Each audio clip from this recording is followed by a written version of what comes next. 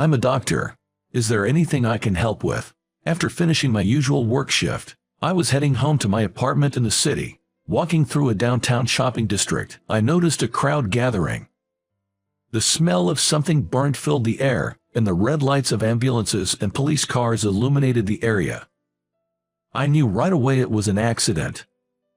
I pushed through the onlookers to get to the police tape. I then identified myself to the paramedics, who were wearing white uniforms and helmets. "Vitals are stable," the paramedic informed me. Stable vitals in this context meant that the injured person's pulse, breathing, blood pressure, and body temperature were all normal. "Rescue is working on extraction. Thank you for your help." The young female paramedic energetically said this and gave me a quick salute. The crowd of onlookers kept coming.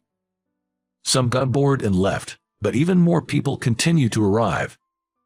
I stood there, silently watching the rescue operations. Then, the young female paramedic came rushing over to me and asked for my contact information. I pulled my wallet out of my back pocket and gave her my business card from the medical clinic where I work. She compared the card and my face, looking back and forth between the two. Am I being suspected of something? Admittedly, at that time I was wearing a t-shirt and jeans, a pretty casual look. To anyone who saw me, I probably didn't look like a typical 28-year-old doctor. I wondered if they thought I was some sort of fake doctor, just goofing around. Within 10 minutes, a new ambulance arrived, and a doctor wearing a white coat with Disaster Medical Team written on the back got off the ambulance. The rescued patient was escorted into the ambulance by this doctor. I watched the ambulance speed off, then decided it was time for me to leave the scene. As I walked through the dispersing crowd, I noticed some people smirking as they looked at me. They were laughing and discussing whether or not I was a real doctor, even though I didn't do anything. I felt somewhat embarrassed, having impulsively offered my help as a doctor only to be superfluous in the end. Was I just another onlooker like everyone else who had gathered there? I had been employed at the current medical clinic for just under 2 years. I was a fledgling doctor with little experience. Yet, when I treated patients at the clinic, they called me doc. Had that gone to my head? Is that why I had overstepped at the accident scene, announcing I was a doctor even though no one had asked? For a while after that, I kept questioning myself, almost to the point of absurdity. But as the days went by and work got busy, I started to forget about the whole thing. It was around that time, during my work hours, when the receptionist at the clinic forwarded an external call to me. "Yes, this is David." To my surprise, the call was from the female paramedic who I'd given my business card to at the accident scene. "Thank you, Dr. Jones, for your advice." "No problem. I hope I wasn't in the way." She went on to say that, as paramedics, they aren't doctors and can only perform limited medical procedures. So even during emergency activities, there's always a sense of unease. That's why, just having a doctor like you at the scene made us more at ease to do our jobs. Her words left me feeling a mixture of happiness and embarrassment, and I was somewhat at a loss. "I apologize for the late thank you. You were really a great help at that time. Thank you." With that, the call ended. Well, it's just polite talk, I guess. While I appreciated her thanks, I took her kind words lightly. Some weeks later, I was on the high-speed train to go to the general hospital where I was going to do my internship. While relaxing and reading a comic book I'd bought at the station's kiosk, an announcement came over the intercom. "Is there a doctor in here?" It was a medical emergency call. I looked up from my comic book. I looked around the train car, taking in the faces of the passengers. No one else stood up. At least in this car, there wasn't another doctor besides me. A sense of urgency ran through me. I gotta get moving. But at the same time, doubts flooded my mind. Could I actually handle this situation? Just then, the conductor hurriedly passed by in the aisle. No time for dilly-dallying. I steeled myself, preparing to stand up. But my legs felt weak and I couldn't rise. That's when it happened. Thank you so much for your help back then. I remembered the voice of the paramedic who had called me after the accident. I had identified myself as a doctor, but couldn't actually do anything at the scene. Didn't I become a doctor to save lives? I gave myself a mental kick in the pants and finally stood up. I rushed after the conductor, moving through 2 or 3 cars. Once I caught up, I tapped him on the back. "Excuse me." The conductor turned towards me and asked what I needed. "I'm a doctor," I said. Hearing that, he respectfully stepped aside to show me a seat up ahead. There was a man in his 50s, stethoscope in hand, reassuring a patient. While I had hesitated, another doctor had answered the call. I felt relieved, but also ashamed of myself. I turned to head back to my seat, and as I stepped onto the deck, I felt a tap on my shoulder. What a crazy coincidence, Dr. Jones. The person who spoke was a young woman. I didn't know anyone around here, and she wasn't a patient I'd treated in my clinic either. I couldn't immediately place who she was. Dressed in a feminine dress, her hair flowing and glossy, her makeup natural but not overly done, and her skin clear and radiant, she caught my eye. May I ask who you are?" With that, the young woman stood at attention, brought her hand up to the side of her head, and saluted. "Ah, you're the paramedic from that time." Once I finally recognized her, she dropped her salute and beamed a radiant smile. While we were talking on the deck, the conductor from before passed by. She asked the conductor if she could move to the seat next to mine. Fortunately, the seat next to me was empty, and the conductor agreed. So, that's how we ended up sitting next to each other for the remainder of the trip. "Nice to meet you again. My name is Lori." "I'm David." I was reminded of college parties from my younger days. She was on vacation, heading back to her parents' home. She was 26, 2 years younger than me. She became a firefighter 7 years ago and had earned her paramedic license less than a year ago. I heard the medical emergency announcement earlier and rushed over to see if there was anything I could do.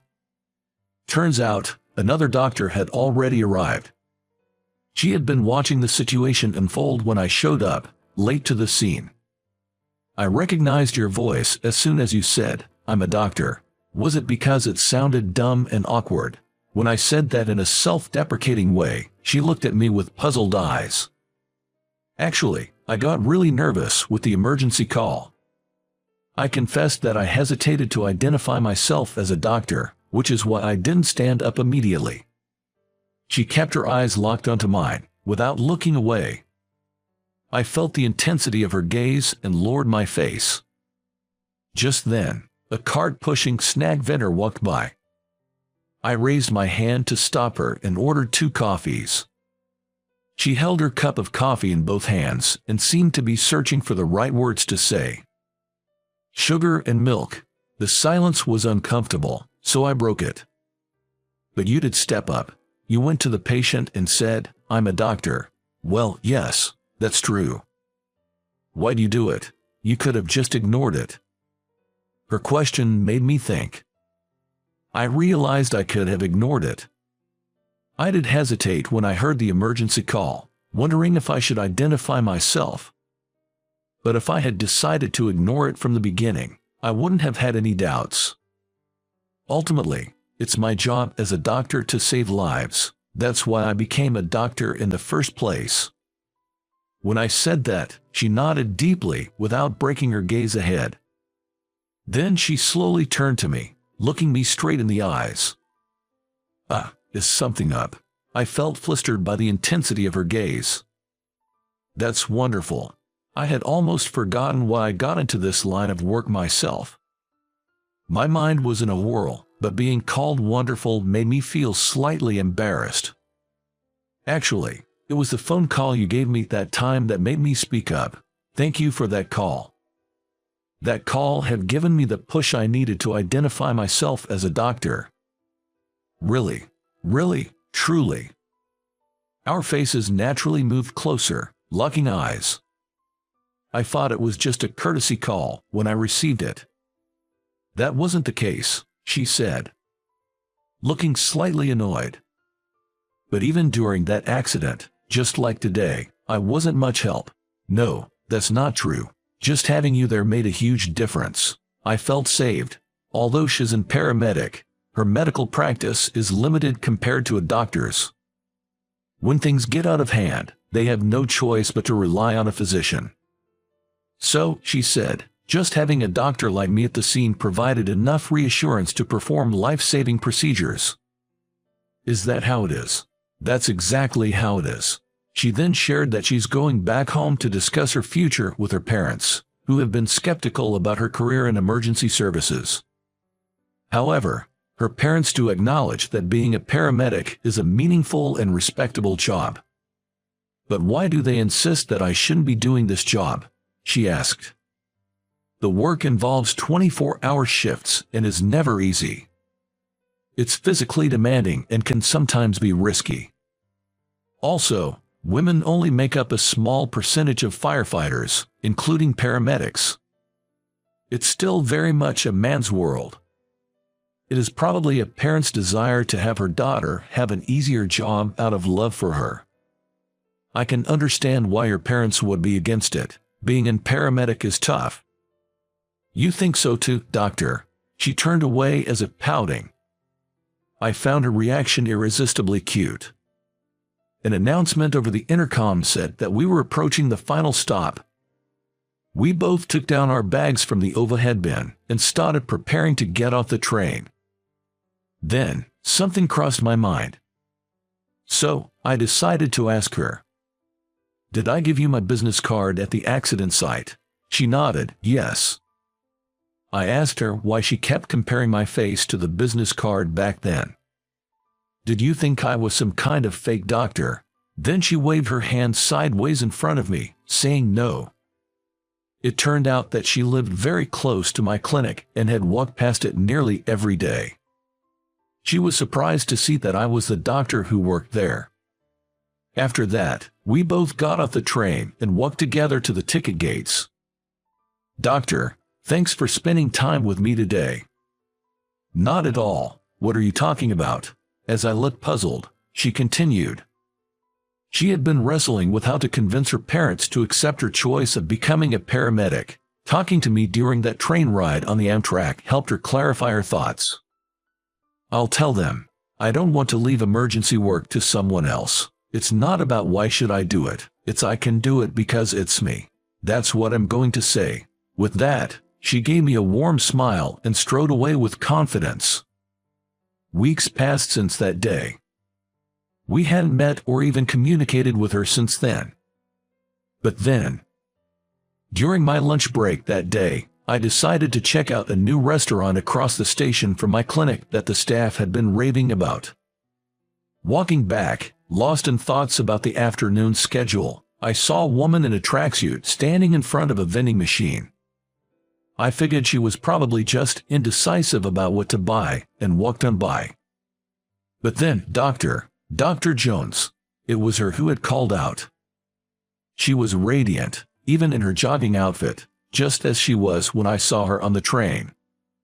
Wow, it's you, Lori. What a surprise.